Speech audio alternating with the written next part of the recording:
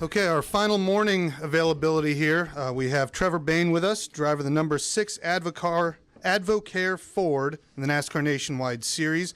Currently second in standings, 1 point behind Regan Smith. You finished 9th here in this race last year. Let's talk about building off that momentum, your second place, strong start to this season. Well, I feel like we've had an okay season to start off with. We've been consistent at least, which is a good thing. You know, starting off at Daytona, you kind of set the bar for how your points racing is going to be for the first half of the season. And fortunately, we came out better than we did last year with a 3rd place finish. The last 3 races or so, I think we wanted to run a little bit better, obviously. 7th and 8th place finishes aren't what we show up to do. Phoenix, I thought we probably had a better car than that with the rain-shortened race. But the last 2, we were around an 8th place car, and that's where we finished. So hopefully this weekend we can figure out how to be better. Obviously, we want to be contending for top 5s every single weekend, and I think we can do that. The last race I ran here last season, we ran top 5 majority of the day and got too loose at the end. So today and tomorrow, it's all going to be about making the right race adjustments as the track changes and being able to fire off quicker on restarts. I feel like that's where we struggled a little bit last year. Over the long run, we were pretty good. So I think Chad Norris and I have a pretty good plan for this weekend. Great. Thanks a lot. We'll go ahead and open up for questions. Please start with your name and affiliation and wait for the wireless mic. We have questions for Trevor Bayne. Keith Blair, LA Daily News. Hey, Trevor, what's it going to take to end this Gibbs domination here in the series? We're going to have to get faster cars than them, I guess. They've been really fast, and having the drivers that they do running every single weekend with Matt Kenseth, Kyle Busch, Elliott Sadler, they're able to bounce a lot of things off of each other, and normally Kyle doesn't need anybody to bounce it off of. He's just been fast on his own. So, you know, I think we need to get our teammates up to speed a little bit and get our car up to speed where we can try 3 different things in a weekend and be able to figure out what package is going to be best, which direction do we need to go.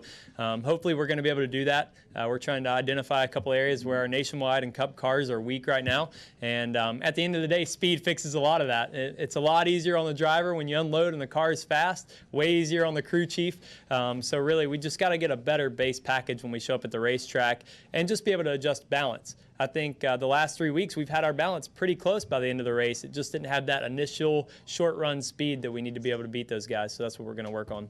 So it's a little bit frustrating that you not catching them yet? It's frustrating when you lose to anybody. So, you know, whether it's a Cup driver, a Nationwide driver, we want to be the best. And, you know, I love racing against those guys, and they're setting the bar high. So we've got to go after them, and we're definitely not sitting on our heels just hoping that something magically appears for us to be faster one day. We're working hard every single day, and, you know, I think Chad and I are going to get better with communication. I think that's already a bonus for me this season is how good we are communicating. But, you know, we just need to unload a little bit closer at these racetracks to be able to beat those guys. Nate? Nate Ryan, USA Today Sports. Trevor, I know you're not running the Cup race here, but Jimmy Johnson was just in here talking about how he was surprised by how the new rules had affected setups so much this year in Cup and how complicated the setups were now. Did you notice any of that in Vegas? Have you seen anything in your limited time here in Cup about how much that the ride height stuff has affected things? Yeah, the Cup cars are a handful this year. I mean, I'm always the kind of driver that wants a quicker steering box. I love, you know, the go-kart racing style where it feels like the car doesn't move much and you just barely turn the wheel. And at Vegas, I wanted to ask for a slower steering box because the cars are just such a handful. I'm really glad Advocare is my sponsor because I needed that post-workout recovery after that race. And, you know, it just seems like every little movement is just so quick. I was following Jeff Burton, and he said the same thing after the race. He'd turn into the corner, it'd hit a little bump, and all of a sudden the car would just take off. So that's what I noticed is the biggest thing. The cars don't have that rollover feel that the Nationwide cars have, that slow motion kind of, you know, just lazy loose or lazy tight. Everything is multiplied by 10 on the speed scale, and so you really have to keep up with it, and it's even more important, as fast as the cars are through the corner now, to have your balance right, because if you lift just a little bit, it's a couple tenths a lap, whereas before it might be a half a tenth. So everything is definitely magnified. We'll go Alan, then Claire. Alan Cavan, NASCAR.com. Your first 4 races, I mean, you've had a good start to the season, pretty consistent up there in the points. Is that indicative of your relationship and how it's going with your crew chief in the new relationship this year? Yeah, Chad has been great for me, and I think overall as a team, it's just nice. There's a lot of consistency with Advocare being on the car every single weekend, having Chad there every weekend, and just being able to work with those guys. Plus, we got to work together in 2011, so I think that's what's helped us fire off a little quicker than some guys who are new with their crews and things like that. But Chad's pretty calm. I think having Jason Hedleski in the spotter stand has been big for me. He makes great decisions for me sometimes when I want to race a little bit harder than I need to early in a race. He'll back me up a little bit, and then when I need to go after somebody, he's great about giving me information if the guy in front of me is struggling with loose or tight, or if they're running the top or the bottom, so that I know when I catch somebody, I can make that pass a little quicker rather than ride behind them for 5 laps. So it's really just the whole program, all the way down to preparation of the cars. You know, we haven't, knock on wood, we haven't had anything fall off the car or break this year. And so when you can eliminate those kind of mistakes and be consistent, I think that's what pays off in the long run for a championship.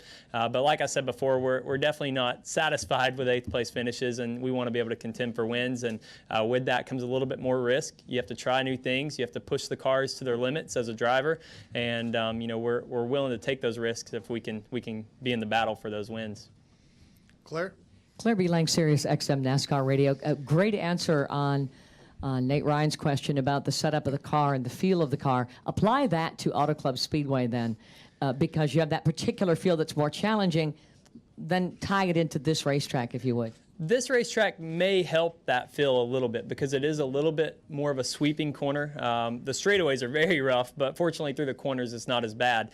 Where it will get rough is when you try to run the bottom and you have to cross 4 or 5 seams to get to the wall off turn 2. As you cross those seams and the cars are slipping and sliding, before you could kind of lean the car on the right rear and just slide up the racetrack. Now every seam is going to just be kind of out of control for those guys. I wish I was racing the Cup race this weekend because I love that style of racing, but in the nationwide cars we're still going to have those issues where as you cross seams you're going to lose handling, and so that's why the line kind of moves up as the race goes on and you see guys running the top. That's pretty much just to avoid those seams and to get better forward drive on exit of the corner.